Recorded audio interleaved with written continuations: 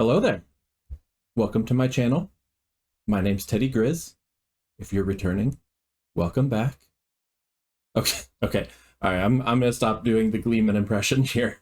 Just because I'm doing a breakdown doesn't mean I gotta be Gleeman. Okay, so I have actually already seen this video, which is why this video isn't labeled as a first-time reaction. It's going to be a breakdown, or digging way deeper into this than anyone probably ever should.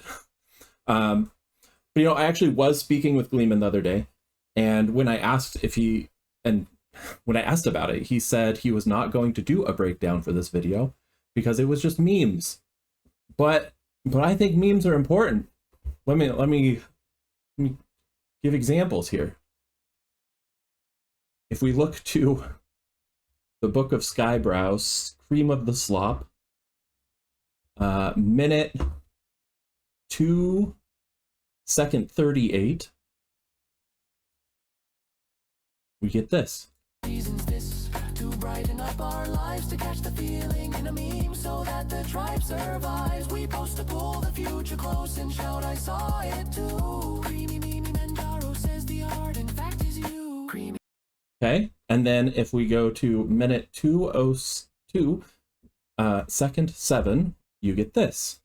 Why chase the likes? Cause we're in sync when punchlines land just right. We trade a wink, a low, a link, our tiny campfire light. Attention's rent for life on earth, we pay it with a grin. We live rent-free in other hearts, so joy can wander in. So I think that those two sections of the song actually really do a good job of showing how important memes actually are. Plus, I thought if Gleeman isn't going to do it, it would be really funny to tease him a bit and do it myself. So some of you are probably thinking, Teddy Grizz, are you saying you really spent most of a weekend rewatching the same music video over and over, taking notes, writing out a script, just to meme on someone? And to that I say, obviously, yes. Yes, of course I would do that. I will not pass up the opportunity to meme on a friend. Are you kidding me? Of course I would. All right. So, this is obviously this video by Sky, the Brick of Mormon, is obviously about the Lego scandal. And I've actually been following it really closely. I wish I would have recorded my first time reaction to all of the videos that I've watched and that I've seen so far, but I really didn't think about it. I guess I just don't have that creator brain yet of like always thinking about making everything into content. Maybe someday. Anyways, let me know in the comments if you're interested in me going over the videos and giving my thoughts and opinions, even though I've already seen them all. I'm not opposed to going over them again because there's a lot to them, but anyways. So the name of the video is The Brick of Mormon, and it's because the people that were involved in the theft of the Legos, the store owners, they were all Mormon, to my knowledge. And so to any Mormons in the audience, I mean, no offense to you.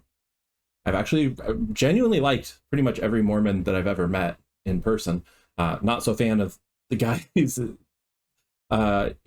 the Reckless Ben videos, but the Mormons that I've met, I genuinely liked.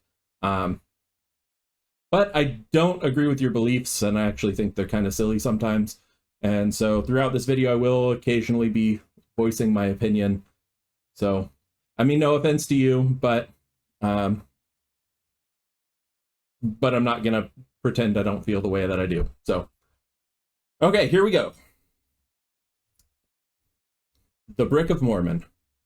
And you would think that I would press play right now, but I'm not going to, because before we even start, there's already so much to talk about here.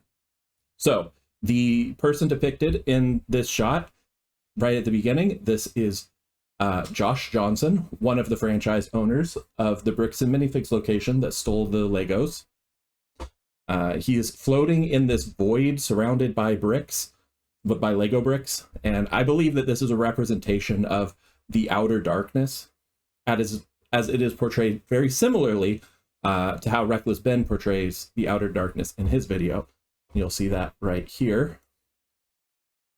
If Josh and Brandon are truly Mormons, they believe that stealing is wrong, and if they steal, they're gonna go to hell.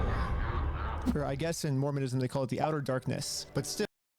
So this right here is his portrayal of the outer darkness, and I think Sky went along with that for this. So this video is essentially portraying Josh floating in hell. And as we'll see throughout the video, he's not the only one. We'll see many others floating in this outer darkness. So it's Josh, the Legos, and the outer darkness, but we can also see the first bit of lyrics here because I have closed captions turned on, and it's dumb, dumb, dumb repeatedly. And for those that are out of the loop, this is a reference to a South Park episode on Joseph Smith and Mormons. You'll see whenever Joseph Smith or one of his followers says something, the musical voiceover says, dum, dum, dum, dum, dum. And whenever someone gives a very logical pushback that says something smart, the voiceovers will say, smart, smart, smart, smart, smart.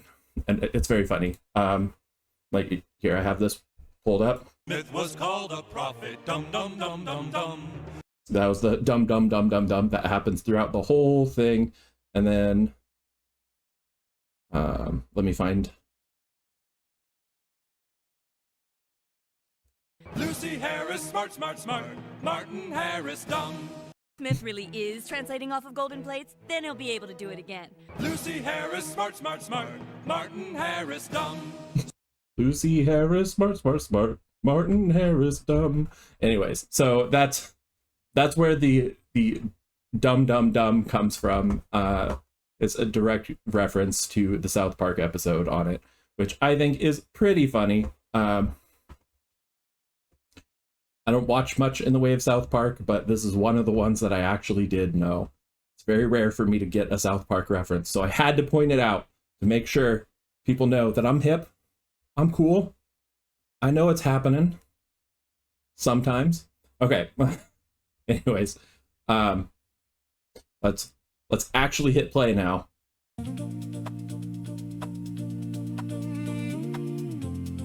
I do want to say I really like the song. It's actually very, very catchy song, even though I've been listening to it all weekend long. I don't know if that actually helps me think it's catchy or actually hurts me in thinking it's catchy. You'd think I'd be bored of it, but now it's just running in my head all the time. So anyways.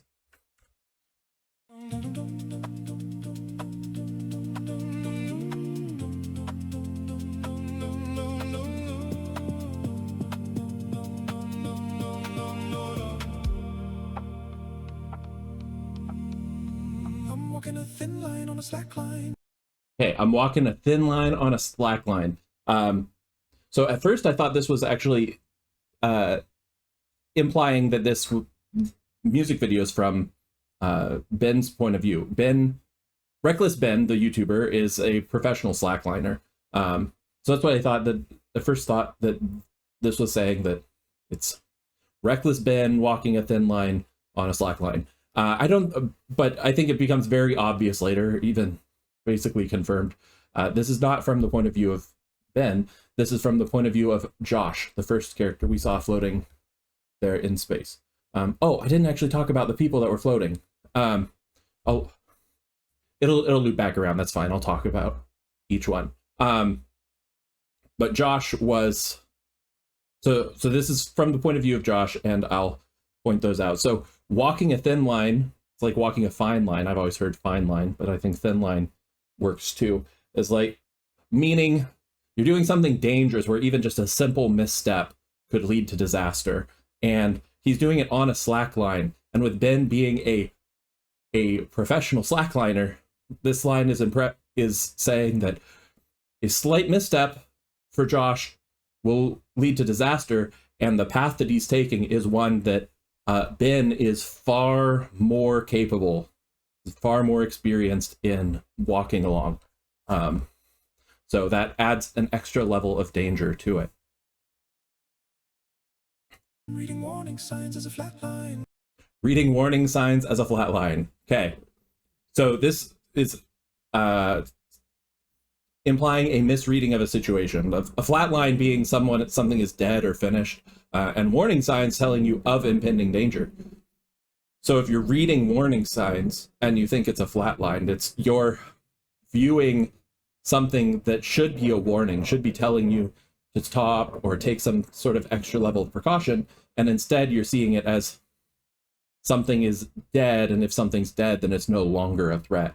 So warning signs should be acted upon, but if a dangerous thing is dead, then there is no level or reason for extra precaution. So it's definitely Josh is misreading the situation, not realizing how much danger he's actually in. Got a claim form in a backline and a story. Claim form in a backline, I think, simply a reference saying that he has the corporate bureaucracy and paperwork to kind of protect him and make accountability very difficult. Story changing by the halftime.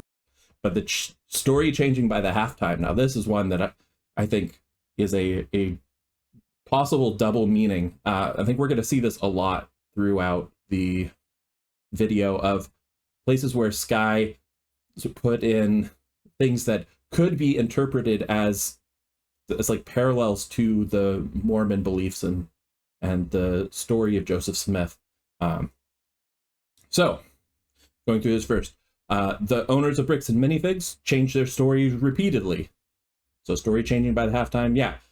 Josh Johnson changed from saying there are Legos and he's not entitled to any of them to we have all of his Legos still and they're set aside and he can go and pick them up, to more recently, or the Legos never existed in the first place. The store was completely empty. And then very recently, the last thing that I've seen in the first video was Ben actually stole the videos, or stole the Legos. It was Ben's fault, not theirs, which doesn't make any sort of sense. And it was just him saying nonsense. But it shows that his stories changed repeatedly throughout. Ammon McNeff, that's the character portrayed right here, is the CEO of Bricks and Minifigs. So Josh was the owner of a single franchise. Ammon is the CEO. He's changed his story from, we don't have any of his Legos and our lawyers have already looked over everything, to more recently, oh, actually, we've been trying to get in reach with the Mansell family to make them whole. And it's like, he's been claiming that that's something they've been doing all along, but it's kind of on the Mansell family's fault that they haven't been able to continue the communication. Again, stories changing. Now, if we take a look at it from the Mormon beliefs perspective, and the story of Joseph Smith, because I think that I don't know if Sky did this on purpose, but I see these lines throughout this song.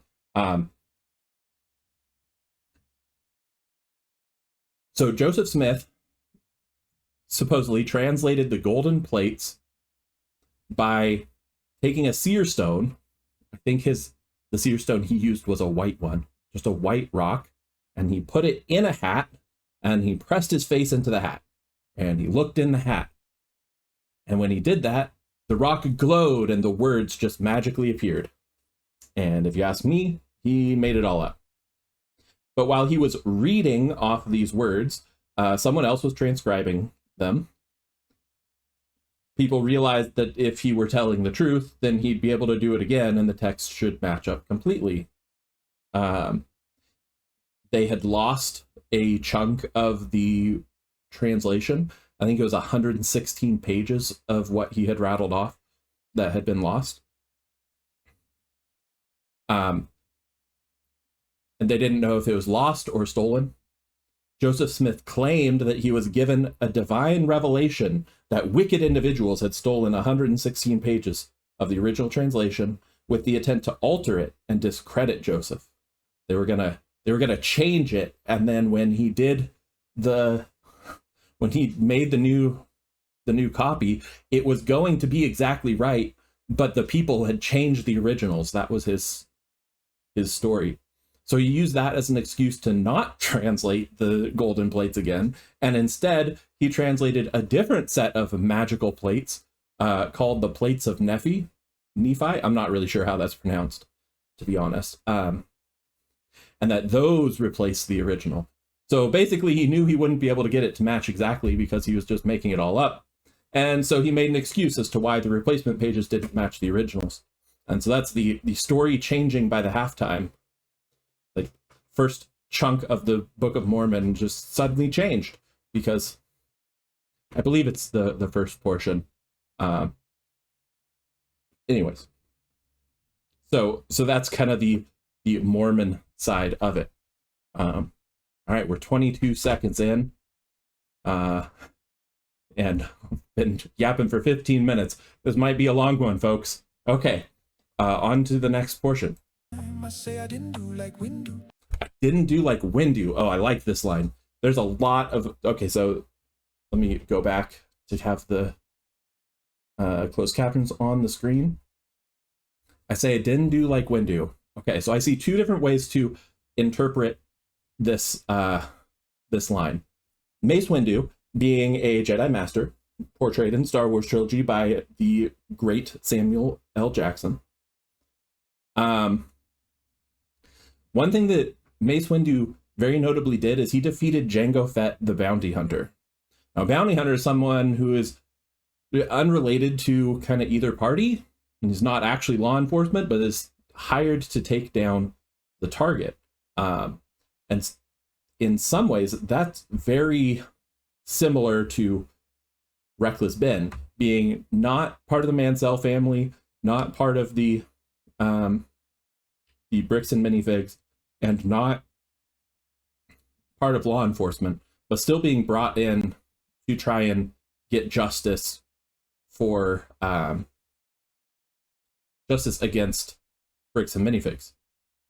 So he's very much a bounty hunter in this sort of situation. In fact, Josh Johnson has repeatedly claimed that Ben made a deal with the Mansell family to take part of the portion of the worth of the Legos in exchange for harassing them.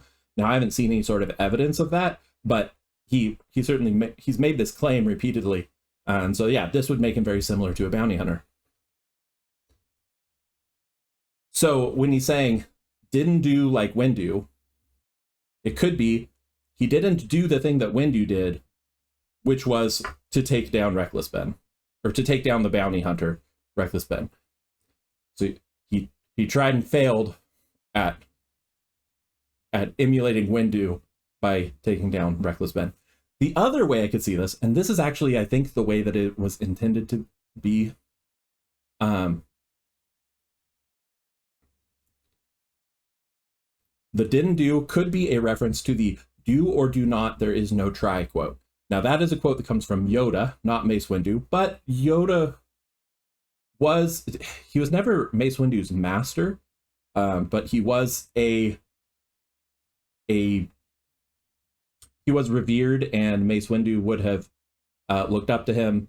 So it's very possible that Mace Windu would have heard that quote of do or do not, there is no try from Yoda.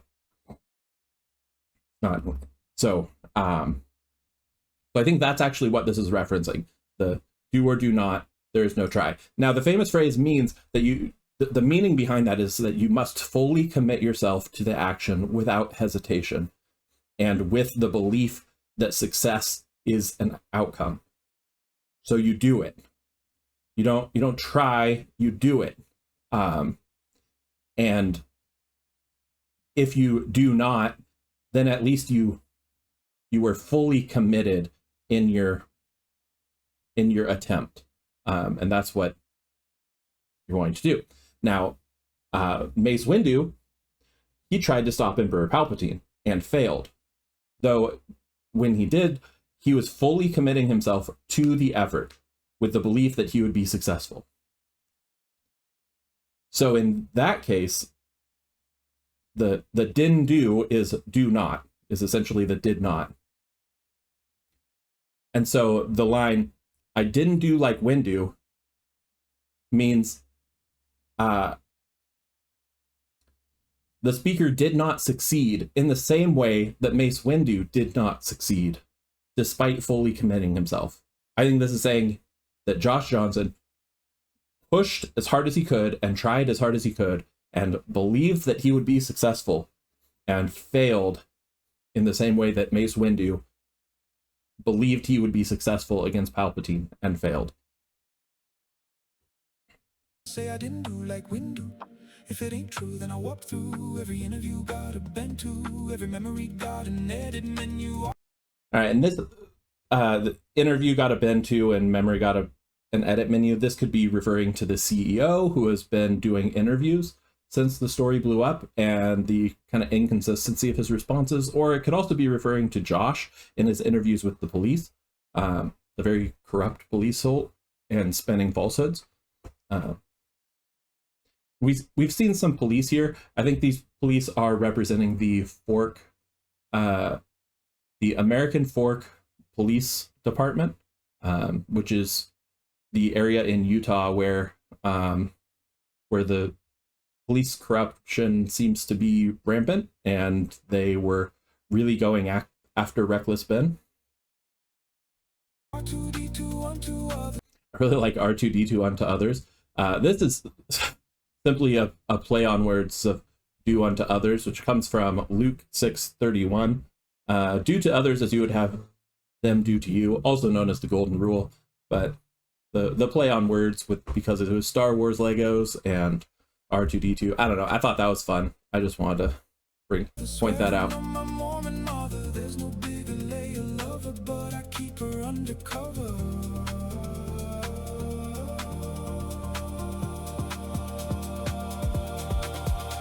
I ain't greedy, I'm protective from a certain point perspective. So, I ain't greedy, I'm protective from a certain point perspective. Josh Johnson is known for his skills in asset protection and minimizing exposure to lawsuits. In fact, I think I have, right here. Joshua Johnson is an esteemed entrepreneur and expert in the realm of advanced tax strategies and asset protection. Through his insightful presentations, he has empowered professionals to effectively lower their tax liabilities and minimize their exposure to lawsuits.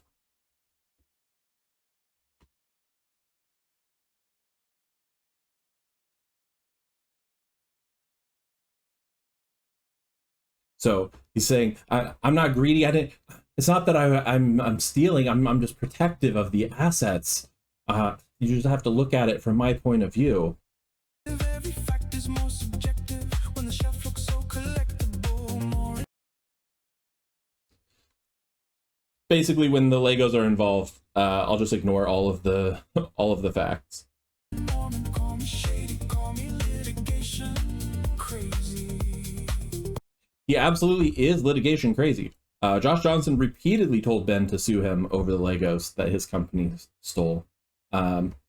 He repeatedly said to just bring him to court, to sue him, but knew that the Ben and Mansell family would have to pay the upfront cost to go to court, and knew that it would be too expensive for them, and they even threatened that they would drag it out for a very long time, effectively ruining the Mansell family's lives.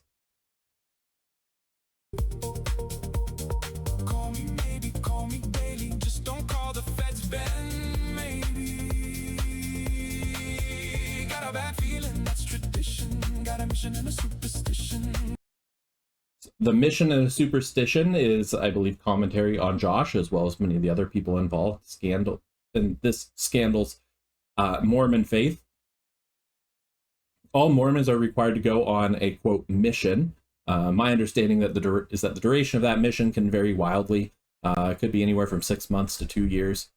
You'll commonly see things about young men that go knock door to door. People complain about the young men that come and try and tell them about their Mormon faith. That's these. These are those guys. They're on their mission at that point. And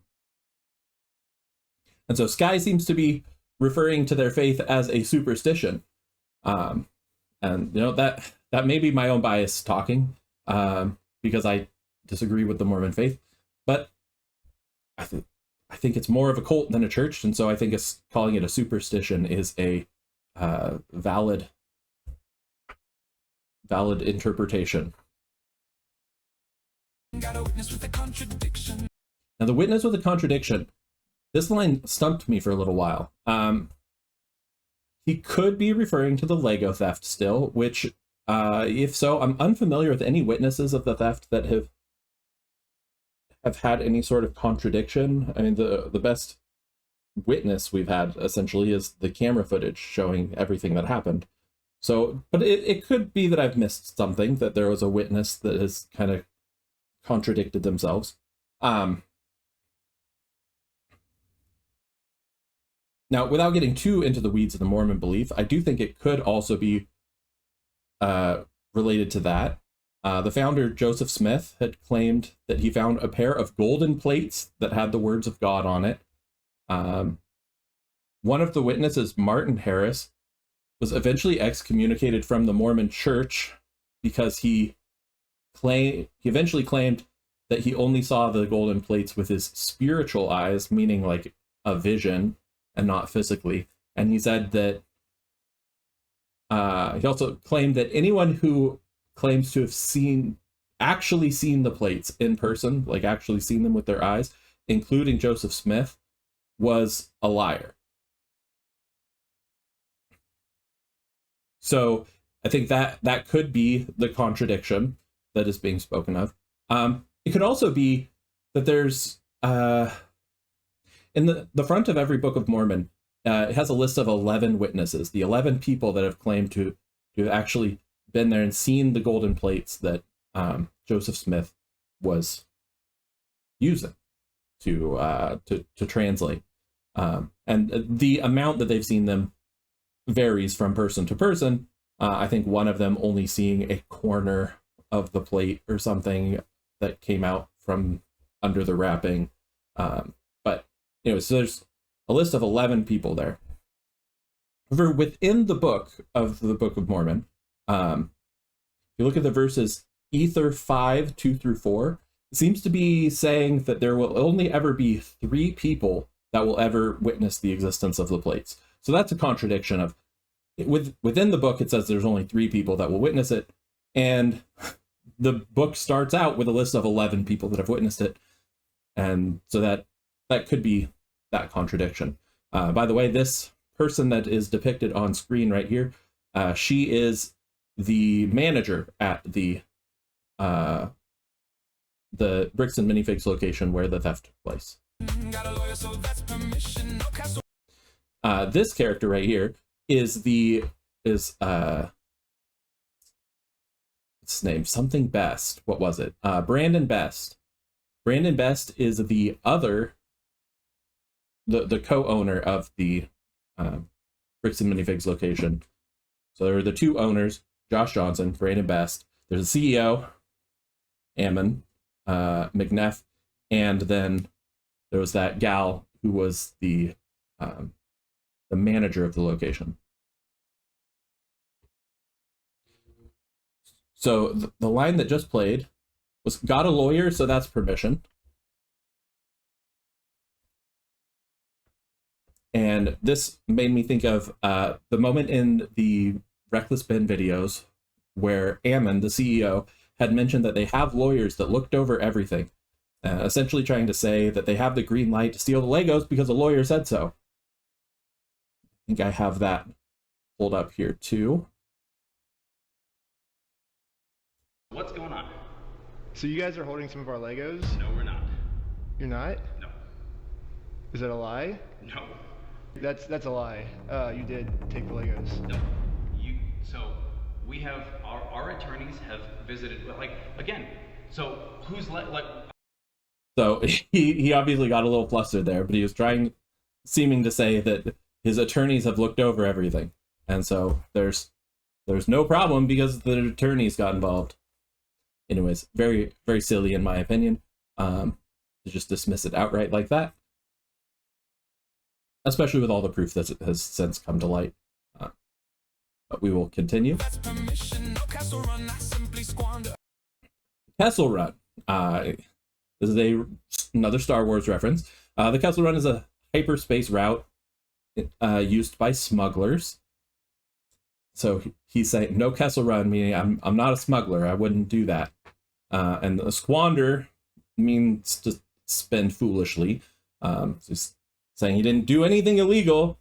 He just made a bad business deal, which is something that he claimed repeatedly throughout Reckless Ben's videos, which is honestly why it's a civil case and not a criminal case, because he didn't just steal the Legos in the sense that he snatched it out of someone's hand.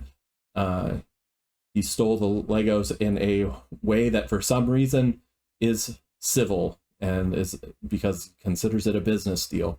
Anyways, I think it's kind of silly that the police aren't able to get involved in that, but I digress.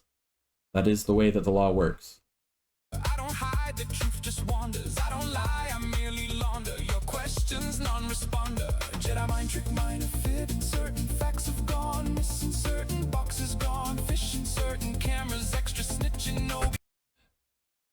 That chunk of text is essentially saying, AKA, it's not my fault. The truth of the matter is difficult to pin down. I tell the truth, but I just clean it up a little bit first so that I look good and selectively choose what truth to tell.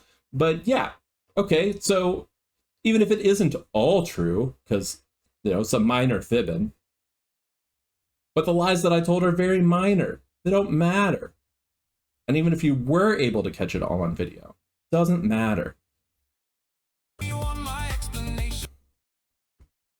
So Obi-Wan, my explanation, is another one that I see a couple of ways that this can be interpreted. So if Obi-Wan is being used as a verb, it's like Obi-Wan, my explanation, then it would mean to do to my explanation the same thing that happened to Obi-Wan.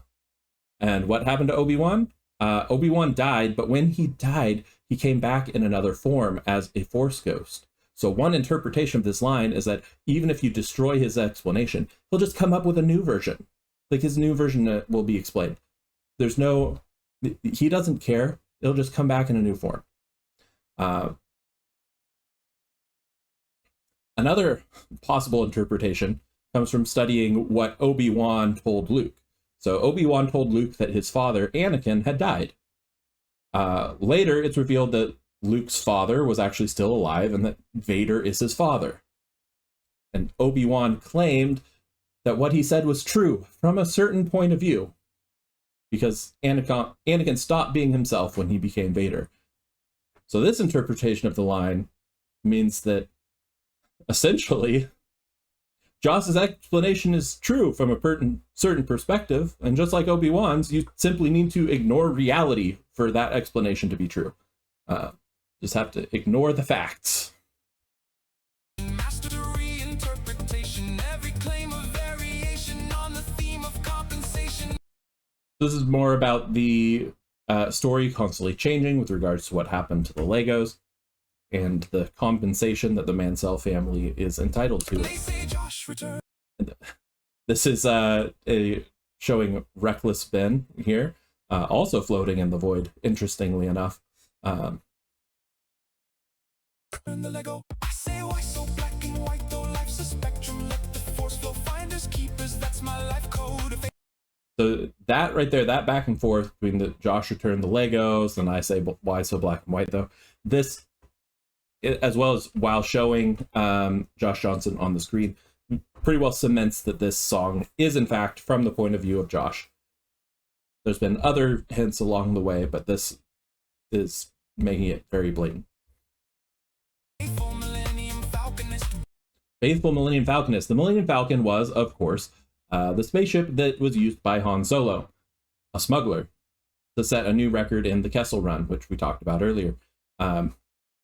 This line seems to be implying that he is a smuggler then, which actually fits with his constant changing of narratives. Brick acquisition specialist. Brick acquisition specialist. He acquires Lego bricks. Plastic preservation Plastic preservation archivist. So plastic preservation alludes to the previous facts of him making a name as like an asset in asset protection. In this instance, the asset that is being protected is Legos. So if he were a plastic preserver or plastic preservationist, then it would mean that he protects the Legos. But that isn't what it says. It says the plastic preservation archivist. So this line, the archivist part, it changes it. Because an archivist is one that is in charge of the records. So he's not the protector of the Legos. He's the one that manages the records of the assets and its protection, able to manipulate the records to however suits him.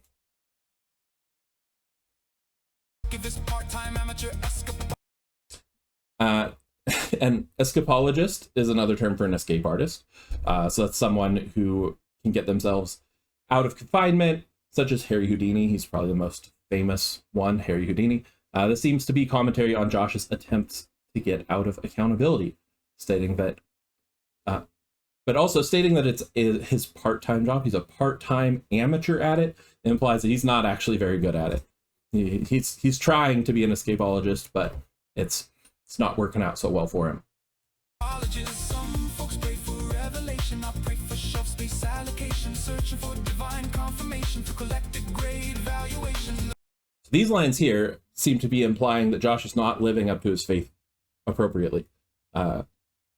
Some folks pray for revelation. I pray for shelf space allocation. He's praying for worldly, materialistic things instead of searching for something greater.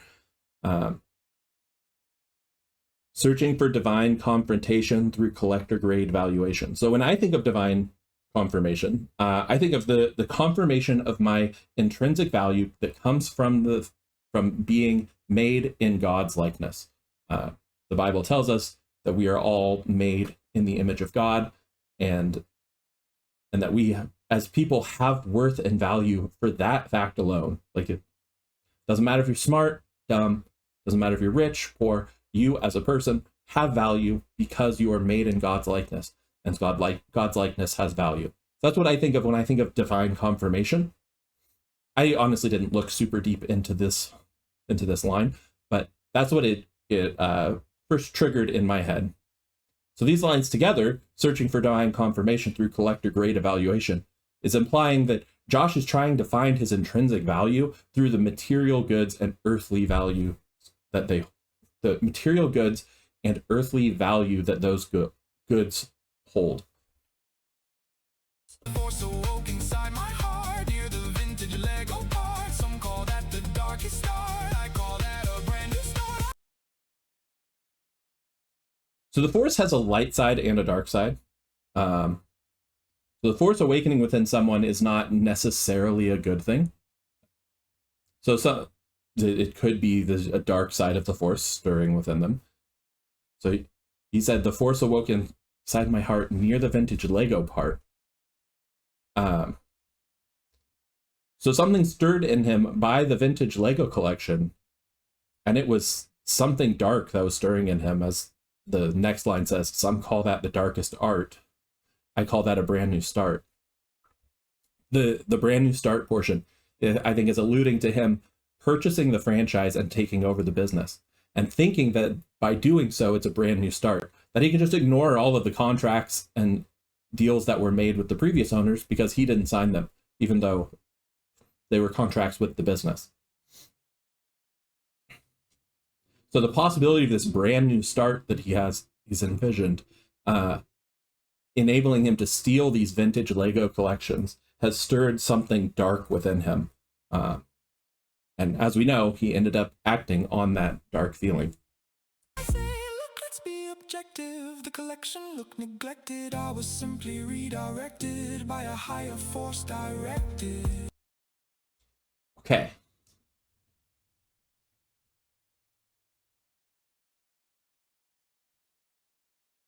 So this portion of the text, the collection looked neglected. I was simply redirected by a higher force directed. This could be going back to the religion again, trying to put the blame on God for his actions. But it could also be him trying to shift blame to corporate. That's something we've seen happen repeatedly in the Reckless Ben videos, that the store owners the stores would blame corporate, and corporate would blame the stores. and back and forth. Like the higher force was the corporate offices. So that's who it is. Though these 4 lines could also be referring to the story of Joseph Smith again and his finding of the golden tablets. If I remember the story correctly, there were a lot of golden plates found by Joseph Smith. Actually, let me look it up real quick. Look it up on my phone. Okay, I just looked it up, and it's reported to be somewhere between 23 and 60 plates. Why they don't know how many it was, I don't know, but somewhere between 23 and 60 golden plates are what he's found. And now he found these plates in a stone box under a stone on a hill. So this collection of plates could be the neglected collection that he spoke of. He was shown the location by an angel. I don't remember the name of the angel. And so that would be being directed by a higher force, would be being shown the location of these boxes. And he was actually shown that location 4 years or something before he actually went to retrieve them. But that's just as I remember it. You know, as I mentioned, I don't personally believe the teachings of the Mormon Church, so I don't look super deep into some of these, but yeah, so the neglected collection that he was redirected to by a higher force would, in that sense, be the collection of golden plates that contain the words of God that the angel had directed him to go get.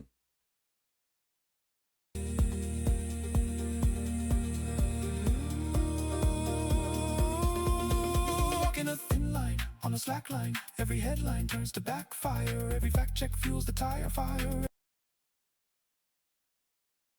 Headlines that turn to backfire. Every single Bricks and Minifigs statement that's been released about the scandal seems to have blown up in their faces.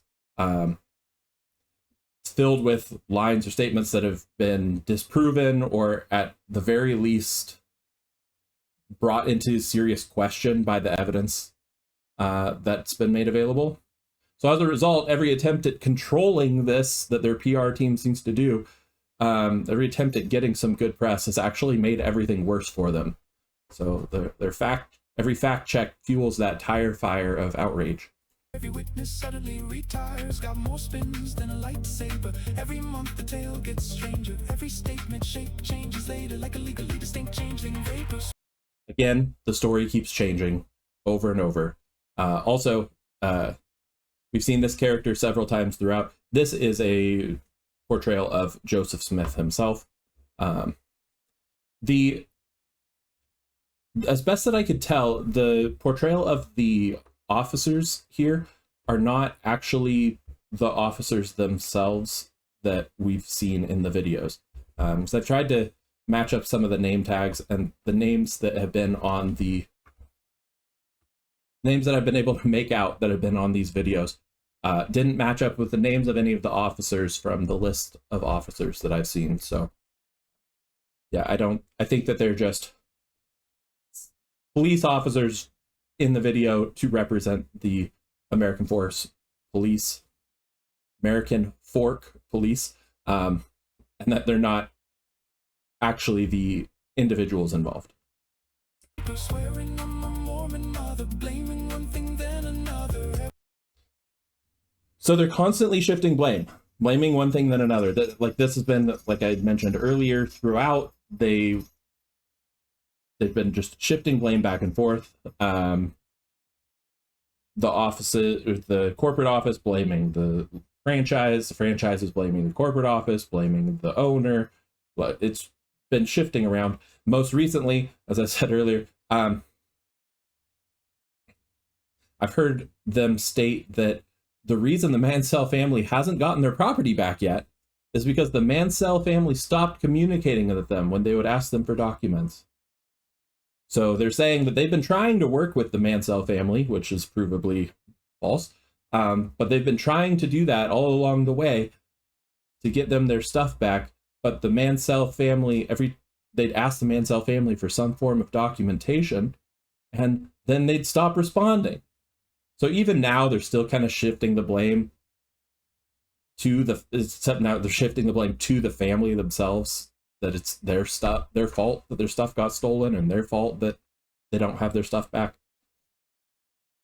Every brother backs a brother till someone calls an undercover. Every brother backs a brother. So the police officers that have been very difficult towards Ben, the two franchise owners, Josh and why do I always forget his name? Brandon, Josh and Brandon, and the CEO, Ammon, they're all Mormon. So this has led to the theory of the Mormon mafia. The police are protecting Bricks and Minifigs people because their Mormon church has received large donations from Bricks and Minifigs, and so they will cover up the crime and immediately take Bricks and Minifigs' side. So this is what's meant by the every brother backs a brother. They're all protecting each other. And then there's the next line, till someone calls an undercover. So now there's recently a leak. The police department there had redacted portions of the body cam footage, very suspiciously, some of the stuff that really you wouldn't think needed to be redacted. So there was a recent leak of that redacted footage, making it available for anyone to see exactly what was said during those redactions. Some people believe that it was a hacker. A hacker hacked into their system from the outside and got it. Others believe that it was actually someone within the police department. Something that I lean to. I doubt that it was an external hacker. So someone within the police department that were not okay with the corruption, and so then they intentionally leaked it. So this person, in essence, would be undercover. So it might be what this line is referring to, till someone calls an undercover. So they're all they're all backing each other until someone leaks the redacted footage. I would never stoop to theft. I merely shifted assets left. You say my morals are bereft. Let's leave the matter unaddressed. Like Joseph Smith, you know. Call the popo on this shaggy bro. Like Joseph Smith, call the popo on the shaggy bro.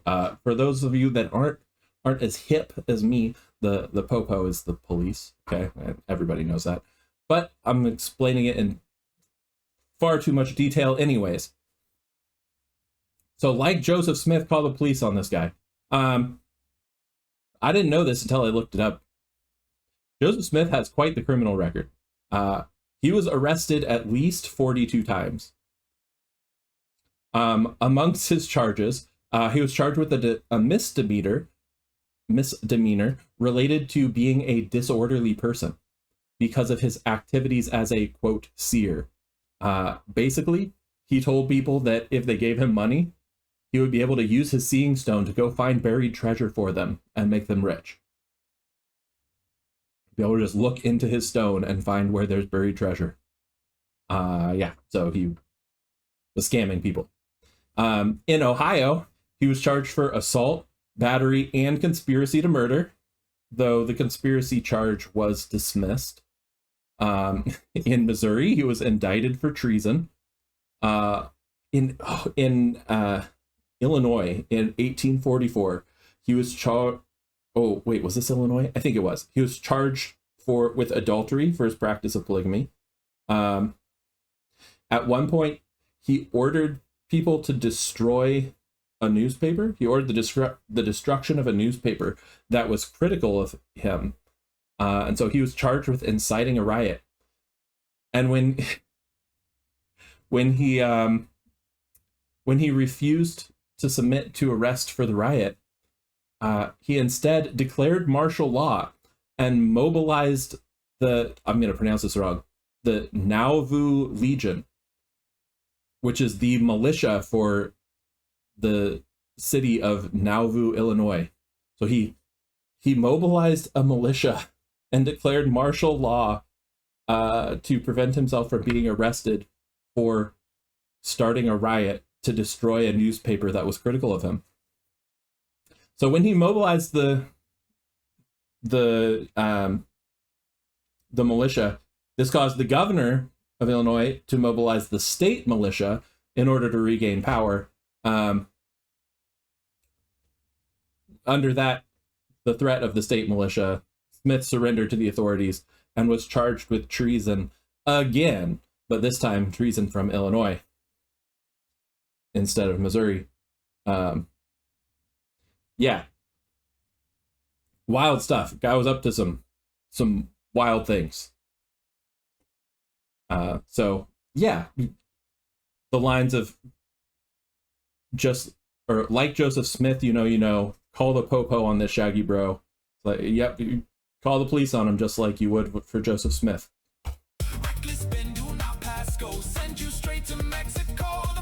Send you straight to Mexico. They didn't send him to Mexico.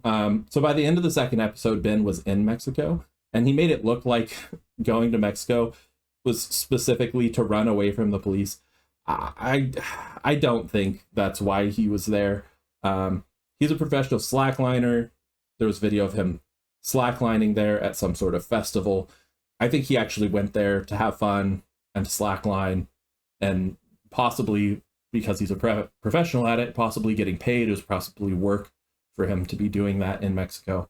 I don't think it was really leaving the country to run from the police. I could be wrong.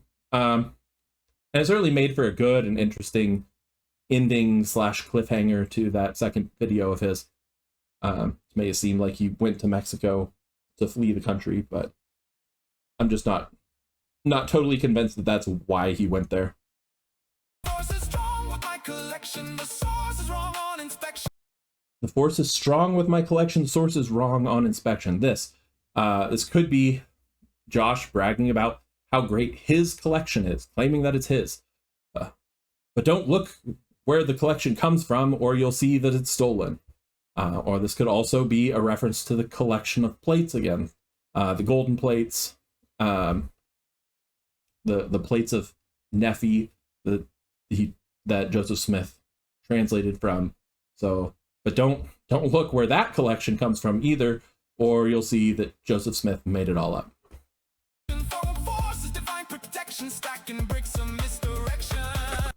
Yeah, the force being a divine protection, has been stated already. The American Fork Police Force appear to be protecting BAM, Bricks and Minifigs franchisees and their CEO.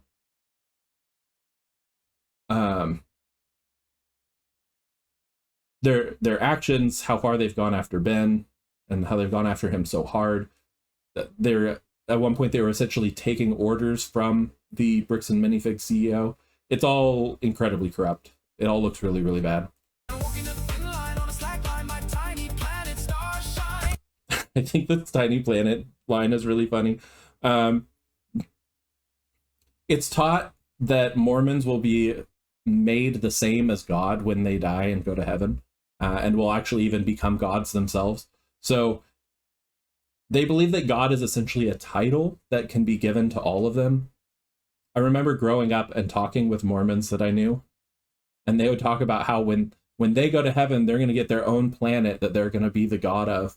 And so that's this, my tiny planet, really going after them.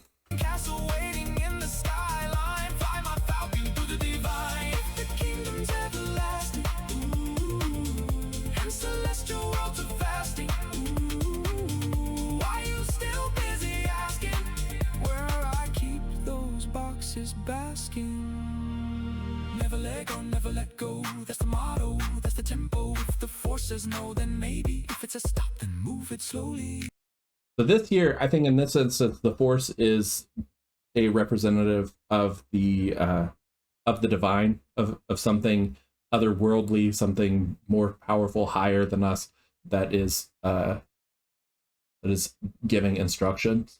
So And it's showing that Josh is so stuck in his decision to not give back the Legos that even with the divine telling him no, telling him stop, he's trying to find a way out. Well, maybe I'll listen, or the move it slowly. He's dragging his feet, trying not to actually engage with it.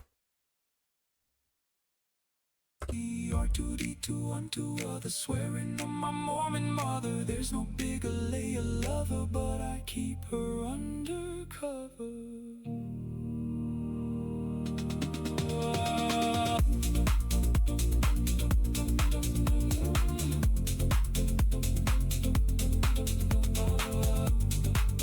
And you see we are finishing up with the Dum Dum Dums again.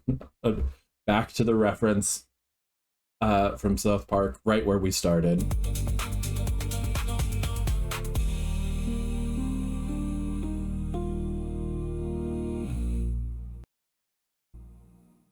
In loving memory of Joseph Smith.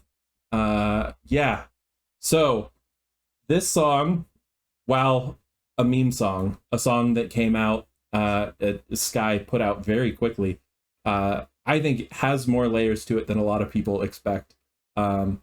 It's not just not surface levelly making fun of these people, these thieves, and their religion, but has some stuff that you can look deeper and find some more some criticism into more of the fundamentals of their faith and the basis of their faith. And I think in loving memory of Joseph Smith at the end is just the mwah, chef's kiss to allude to that. So what do you think? Do you think that, am I reading too much into it? Probably. That was kind of the purpose of this video, was to go way more in depth than it made sense to. But what do you think about the Lego situation? What do you think about Reckless Ben? What do you think about the Bricks and Minifigs owners?